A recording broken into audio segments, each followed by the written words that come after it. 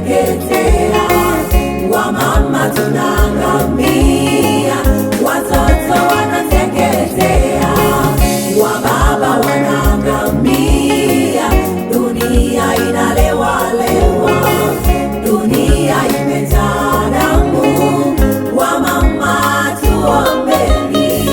Biblia inaniambia katika kitabu cha Luka 23 mstari wa 28, Yesu akawageukia akasema, enyi binti za Yerusalemu, msinililie mimi, bali jililieni nafsi zenu na watoto wenu. Hivyo Yesu anatukumbusha tuamke, kina mama, tuombe, tusimame jamani. Tupo siku za mwisho, tupo siku za hatari, yale yaliyotabiriwa sasa yanatimia. Tupo siku za mwisho, tupo siku za hatari, yale yaliyotabiriwa sasa yanatimia.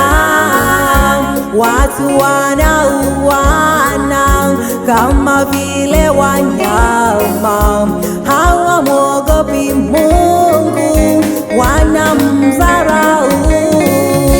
Watu wanachinjana kama vile wanyama, hofu ya Mungu hawana, hawamwogopi Mungu. Mabinti wanajiuza, wanatembea uchi, dunia iko ukingoni, wamama tuomboleze.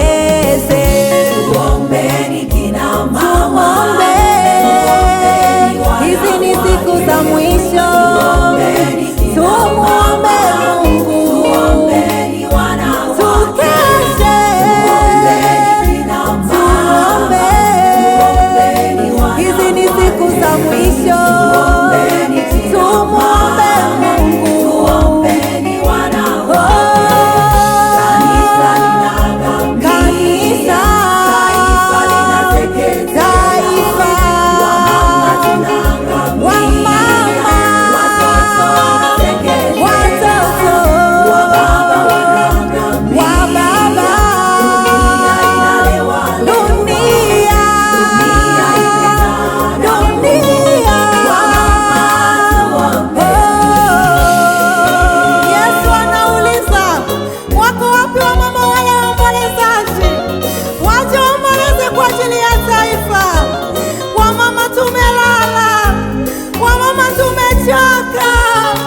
Ndio maana taifa linaangamia kila siku.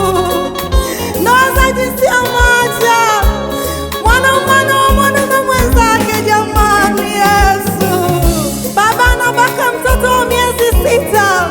Wanawake tunatembea uchi, yani tunajiuza.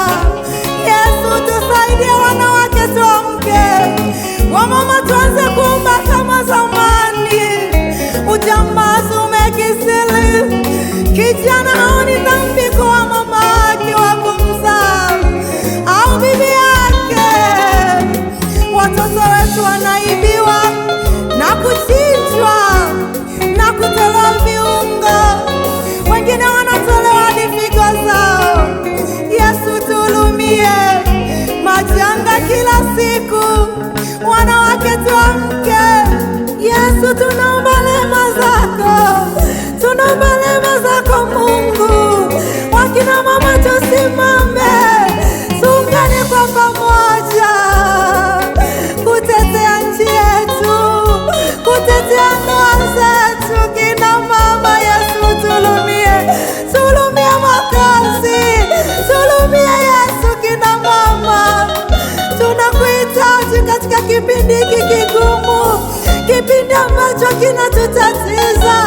Tanzania inaangamia kila siku. Yesu, Tuombeni kina mama, tuombeni wanawake, hizi ni siku za mwisho, tumuombe Mungu, tuombeni wanawake, tuombeni kina mama, tukeshe, tukimwomba Mungu. Hizi ni siku za mwisho,